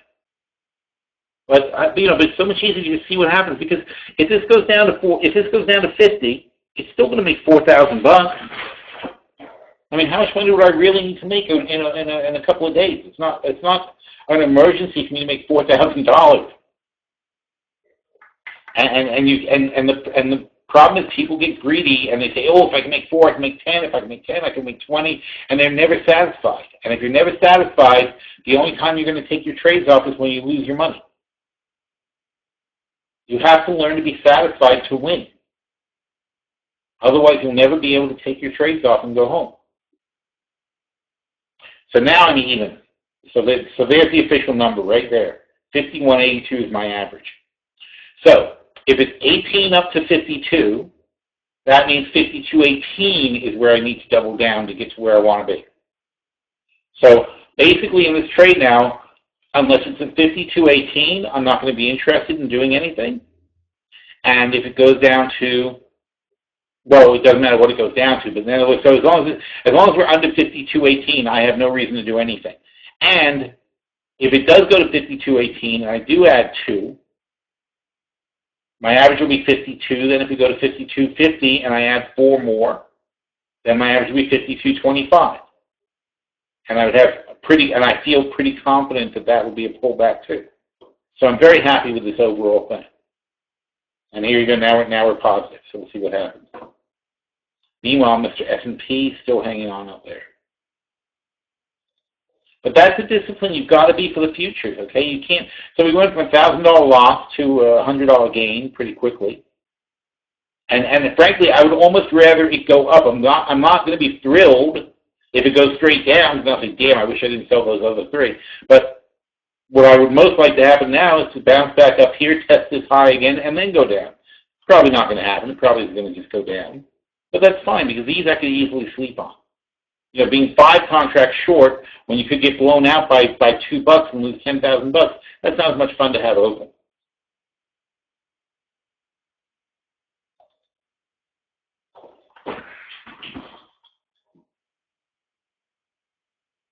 What do you think about the renminbi being part of the reserves? Nothing. They've been allowed into the club, but it doesn't make them bigger. It's not going to do anything special. Adding the renminbi to reserve currencies is simply, it legitimizes it somewhat, but they're so small and such a tiny part of trading that it's going to be decades before it changes. I had a chart, which I can't dig up right now, but I had a chart of the reserve currencies, and you see like how long it took the euro, even though the euro was almost mandatory, how long it took the euro to be accepted as a reserve currency. People just are unwilling to start trading new things and adding it to their portfolio. Nobody's dying to get into the Chinese money, as much as they like to tell you it is. So it's just not, I mean, hey, look, it's been tried over and over and over again. Nobody's really going to beat the dollar for a very, very long time. So limited effect, I would say.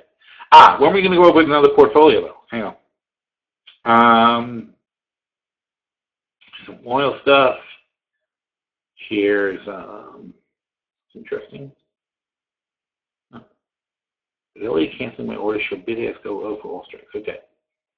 I don't know why that was held up. All right, short-term portfolio. Oh, this is easy. A short-term portfolio is so tiny these days. There's so little stuff in it. It's still popped. I mean, look, the long-term portfolio lost about $16,000. The short-term portfolio made $8,000. So we cut, so it did what it's supposed to do. It mitigated the losses from the long-term portfolio because we leaned a little bit more bullish in the last adjustment a couple of weeks ago because we were getting sick of not making money on these bullish moves. So then, of course, obviously, right when we get sick of it, the market decides to go down a bit. But still, the hedges do what they're supposed to do, and we made $8,000 here while we lost $16,000 there. So because though I now feel I was not happy about the fact that we didn't keep up with the long-term portfolio. I didn't want it to get out of hand. So we made a couple of little adjustments. What we did is we bought back the short January 20 calls on SQQ. Buying back, so we have the spread of 12.20. Buying the 12s are in the money. Buying back the 20s means if we get a big spike in SQQ, which is it's a NASDAQ ultra short. So if we get a quick spike like this, see how this thing spiked up like crazy?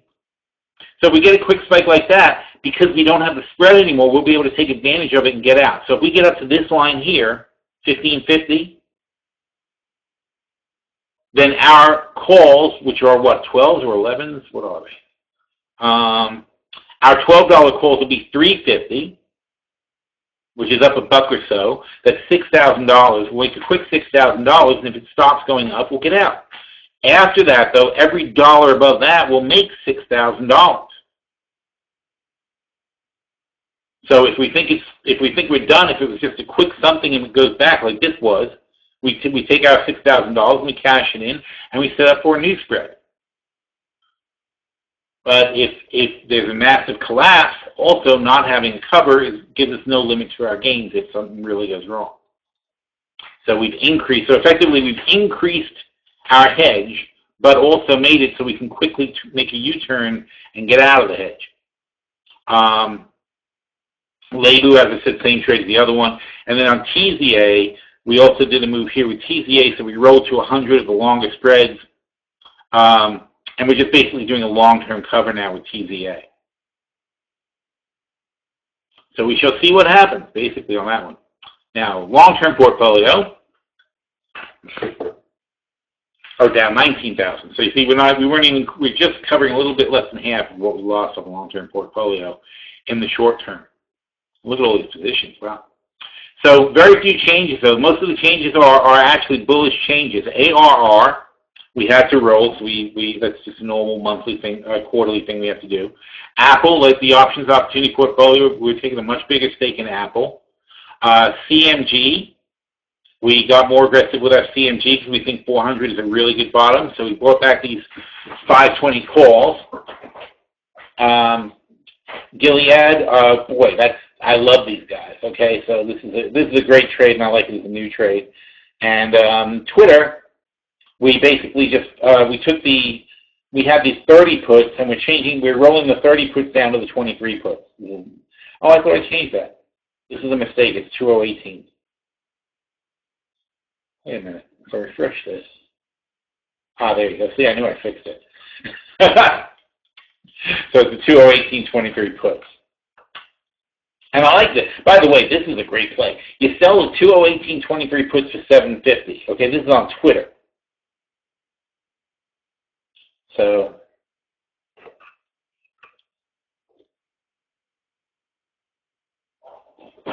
now Twitter's at 17.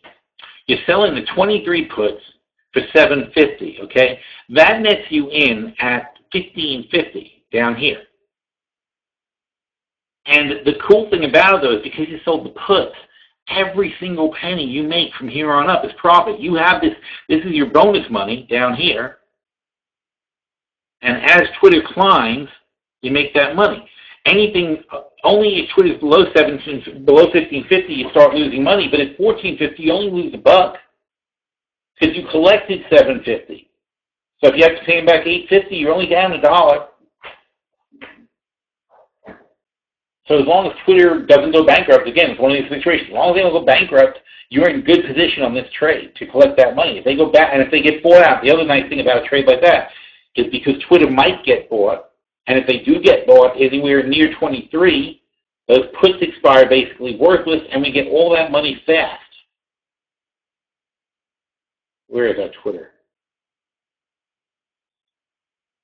Oh, well, it's a different number now. So it's 40 to 23, which is $30,000. So the way we're doing it, we're selling $30,000 worth of the puts. And that's a great way to trade. Now, we didn't get the butterfly portfolio yet, and I'll just give you a quick glance of where we are with that. The butterfly portfolio is like a real conservative portfolio. It's I guess I shouldn't say that. It's up 191%, but it's really conservative. But it is, okay? The reason it's up so much is because we just, ooh, what filled? I heard a noise. Oh, look at that. Nice. So the S&P, I caught that. See, it's over now. Because I had to buy in, the S&P caught the spike down. I now only have one contract, and I'm apparently flat. So this is my new price. It's 2140.25. Despite what that seems to say. Oh, here, this one's got it right. Oh no, it's not right. See, this says 2141. I know it's obviously if my P&L is 0 at this price, then that must be where my strike is, right? You got to ignore these things. They're very stupid. So you have to know your own strike. You have to understand your own thing. So that little thing came, it filled. I heard my little noise, and I'm good. So now basically we're at 2140, which is where I wanted to be short, and we'll see what happens. Hopefully we fill in this gap.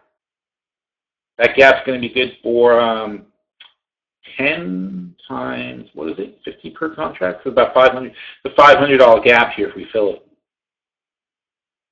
See, now we're up $170, $190 today. All right, does this seminar pay for itself or what? Fantastic. All right, butterflies, right. So our very conservative butterfly portfolio that only makes, it's been 3 years now, so it's 70% a year. But if you understand the strategy, you would say only, because frankly, I mean, it's a great strategy that we use for this portfolio. But the thing about it is it's the lowest variation, so we get very little swing in this portfolio because everything is hedged and cross-hedged. So almost any kind of market conditions, we're like grinding out a little bit of a gain there all the time.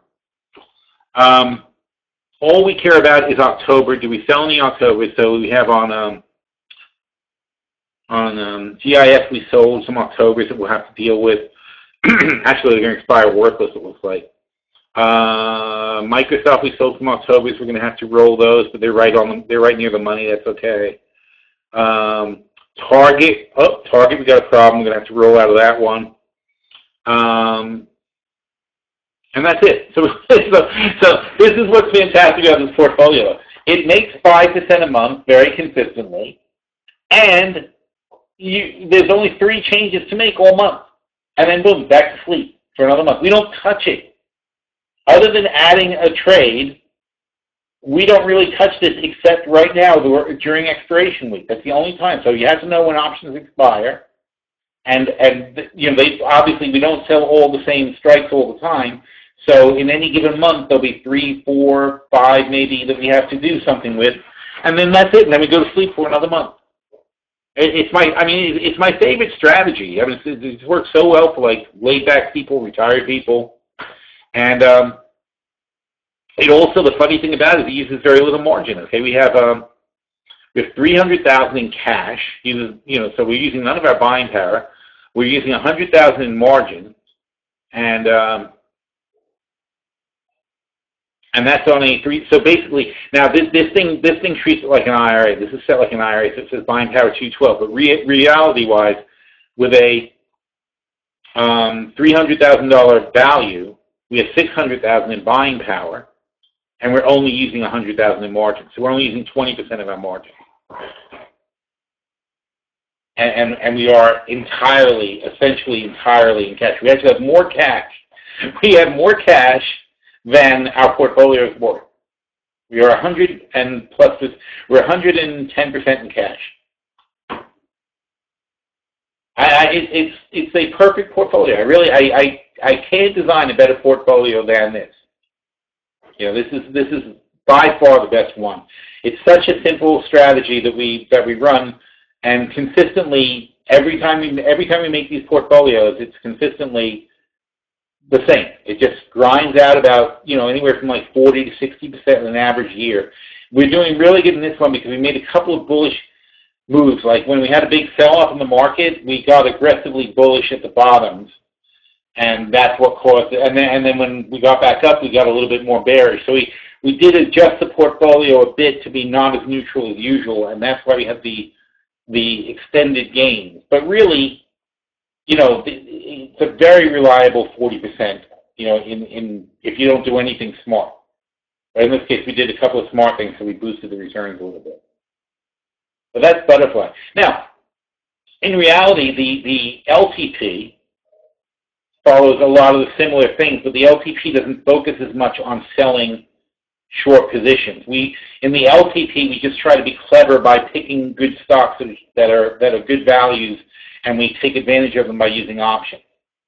So in the LTP, we're just basically making money by picking good stocks. In the options opportunity, in the butterfly portfolio, we're making our money by basically just selling and selling and selling, doing our Be the House strategy.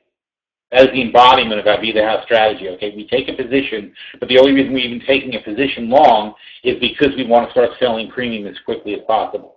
It's all about selling premium. But it's more touch intensive than the LTP because you have to make adjustments every month. The LTP, we can go 2 months, 3 months.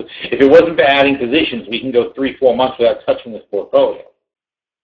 Because most of these positions, everything down here, is set up for 2018 or 2019. That means we could actually walk away for a year and not touch any of these positions.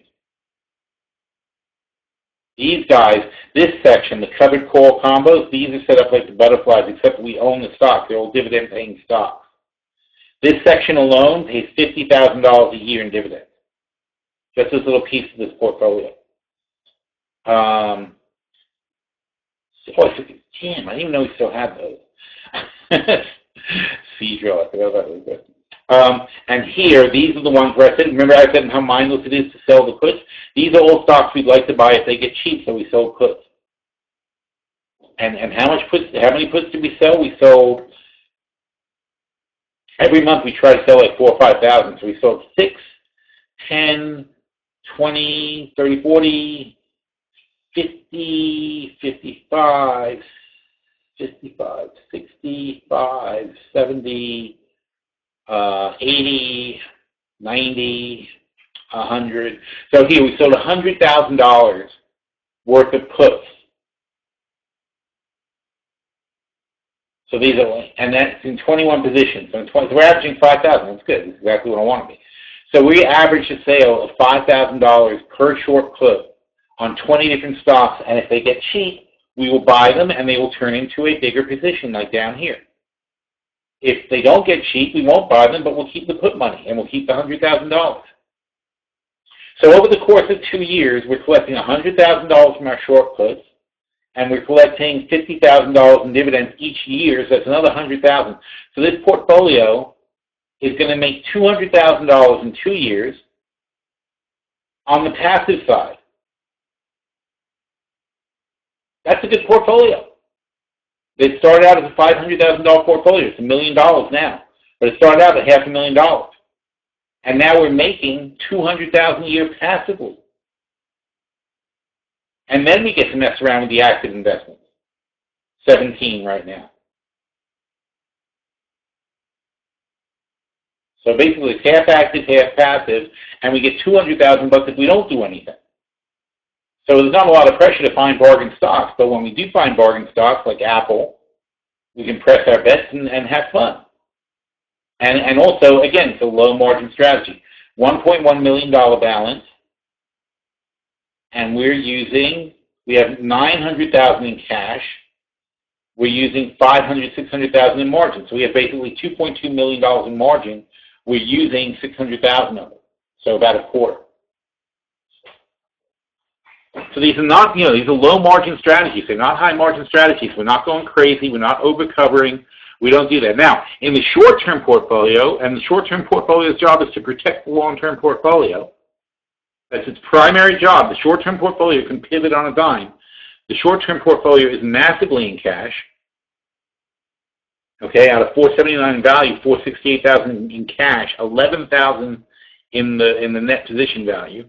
But we use margin intensive here. Here we're using $562,000 in margin, which this thing calculates as negative, but reality-wise we have, $900,000 in buying power. But we're using a lot of margin here. We don't have to, but we do because those are the kind of, this is our aggressive margin-intensive position. And obviously, this is more geared for people who have portfolio margin, but of course, if you're running this strategy, you would have portfolio margin. And the way we use the portfolio margin is, let's see, who's causing this margin issue? Oh, these guys, these fast positions here, and these TVAs. And so in each of these, I would build a very strong case saying this margin requirement is not dangerous because the way we set up the positions, they're not very dangerous. They're well covered. But the system uses a lot of uses the margin, and again, it's not portfolio margin. And also, by the way, since the short-term portfolio is a paired portfolio with a long-term portfolio, we also have all that long-term portfolio margin that we're not using sitting around that would also be on this account. But this particular system doesn't take that into account. So in other words, all the extra margin that's available here, which was 2.2 minus 6, so 1.8 million, 1.6 million, sorry. So it's $1.6 million of margin here is available, plus what's in the short-term portfolio. So that's why we don't worry about the margin in the short-term portfolio. It's not being reflected, but all this margin goes there too. Because these two, the short-term and long-term, operate as paired portfolios. All right, so that's fun. Chinese, any butterfly stock good to enter? Yeah, they're all good to enter. Whenever we have a butterfly position, and we put out a note saying we're adjusting it, that means we like the trade. So in other words, every month when we have our 2 or 3 or 4 things that we roll over, that's the position.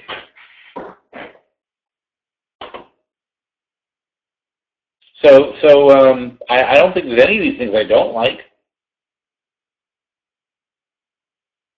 In fact, here you see Texas. We're in. What the hell is this? Short put, short call, short call. That doesn't make any sense. How did we end up with that?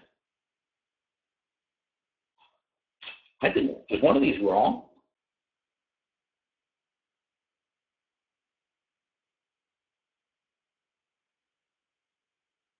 I gotta look at that. That's weird. I don't understand why we wouldn't have a long. Short put, that's fine. I understand one short call. See, why do we have 218 short calls? Because we must have cashed. Okay. I think at some point we must have cashed out and taken the money off the table. So I must have decided that Texas Instrument was too high. The only thing I can think of. Was I right? Well, I guess I was right. Okay.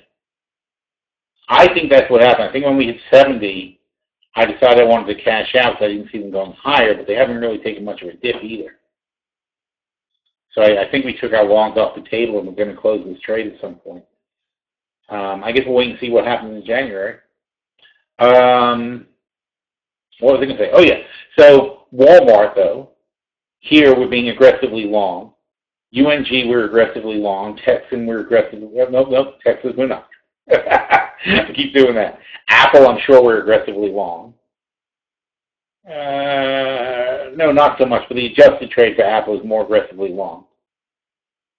So there's a couple of these stuff. We're aggressively long. That means we haven't even gotten around to selling. We like this position so much, we're not even selling any shorts yet. And I don't count the short put, selling short put is still aggressively long. So in this trade, we have a bull call spread. Well, we don't actually, I'm sorry, in Walmart. In Walmart, the shorts are up here. But, here's a good example of one that's easy to do. There's very little change in the long position. You want to sell a different put, but that's, you just go to 2019 sell a put. But basically, it's these 2 longs over here. We have a bull call spread. So we have a bull call spread with short put. So we're aggressively long on the 2018. And then we're just selling the $70 puts and calls against each other. We collect $6. So as long as we're within $6.70, we make money. And right now we're at $68.96, within $1. So if this stays at this price, we'll make $5 of the $6, which is whatever the hell, 9,000. So we'll make we'll make $6,500, something like that. And when do we sell it? In September. So by November, so in 3 months, make $6,500 off this position, which had a net entry of $5,000, $7,000. So this $7,000 position is generating $6,000 in profit in 1 quarter. How could you not love this portfolio? It's fantastic. All right. Time to wrap it up. How are we doing, guys? All good? So we cashed in the long call. Yeah, it's okay. Thank you. Appreciate that. Once in a while, I like to stand and see 70 and then have a pullback. Oh, thanks. Well, you have a quote? That's great. Thanks, Brian. All right, so I see I reconstructed it by thinking about it, but yeah, that's where we are. Latch says, USO 13 puts down 20%. Should I close them? No, because for the same reason that we're still short here is, oh, look at that, 250. You guys should be loving me. You had a better entry than I did, too, because we started the webinar after I was already losing. Oh, and we're making money here, too. Fantastic. I love it. Where else do you make like $150 an hour for listening to someone talk? So for the same reason that we're sticking short here on USO, I still like the Novembers. Not enough to put more money into them, but enough to just sit on them and see what happens. All right. So that'll do it for this week. This is last minute stuff, Latch. And Sun Power Play. Well, I'm going to say no to that. I don't know what I don't know if you're asking about a SunPower play or if you want a SunPower play. We have a SunPower play in the thing, don't we? In the OOP? Not doing well, if I remember correctly. Here it is, SunPower. So SunPower is not looking good, but we don't care. SPWR. See, here's something people don't understand. Why don't we care? Why don't I care that SunPower is below my target? Because what do we do? In August,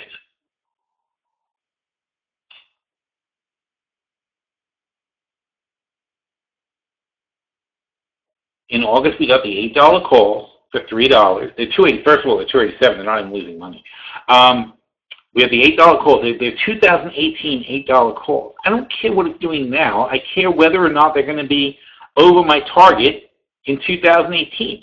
I think this is looking great. We got interested in them when they started falling, okay, in August. They fell a bit more, and that's okay, though. Now we just want to wait and see. If they pop over this, they're going to start recovering because there's nothing really wrong with SunPower. They're just going through a transitional. So that's actually really good for a new trade, considering it's net about the same as we paid for it, so the profit and loss cancel out. So this net here is still a good trade. We are aggressive, though. We have two sets of short puts. We have, we just sold the $10 puts twice. We have two sets of short puts. So we have 20 short puts and the 8 calls, and we're waiting to cover it. So when it does pop, we're going to sell some calls and lower our basis. And our basis right now is 0 because 6,000 minus 4,000 minus 3,000. We actually have a $900 credit on the spread already. So I do like them still. See, you say it's down big time. Well, I'm sure we adjusted it at some point, so it probably is down total as a trade, but it's still a good trade. If it comes back, it's going to make a lot of money. And I like them. I don't see any reason to get out of it.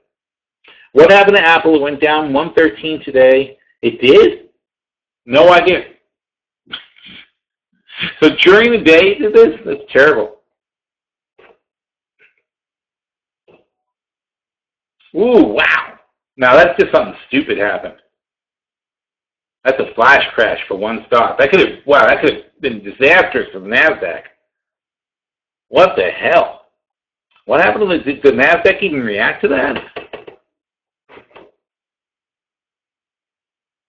No, the NASDAQ didn't really get whacked with Apple. It must have happened so fast it didn't, it's a nothing thing. It happened so fast it didn't even affect the NASDAQ. It's like 11:30, and if we look at the NASDAQ at 11:30 over here, it didn't even notice it. So it had to be a really, really fast thing. And I don't know what it was. I'm sure either somebody put out a rumor or just some computer accidentally did something.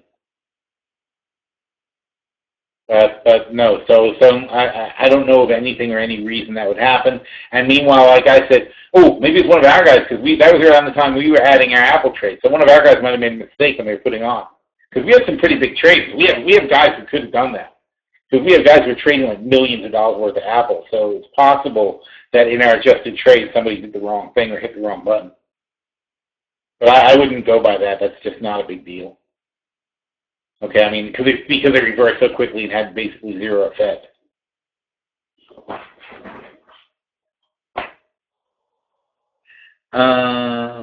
The 2018 puts are getting close to what we sold them for. What does that mean? On Apple? All right, well, anyway, it doesn't matter. We sold the puts on Apple because we really would like to own Apple at that price. I don't care if Apple goes lower because then we get to own it. I don't mind owning Apple. We'll probably not own it. We'll probably roll it along or whatever. But the bottom line is our worst-case scenario is owning a lot of Apple, which is not a worst-case scenario to me. All right, anyway, now I got to call it a day. We hit the 2-hour mark. We can't do that because it's bad for the replays. All right, guys, so everybody have a lovely week. Thank you for coming to the webinar, and we will do it again next week, all right? Take care, guys.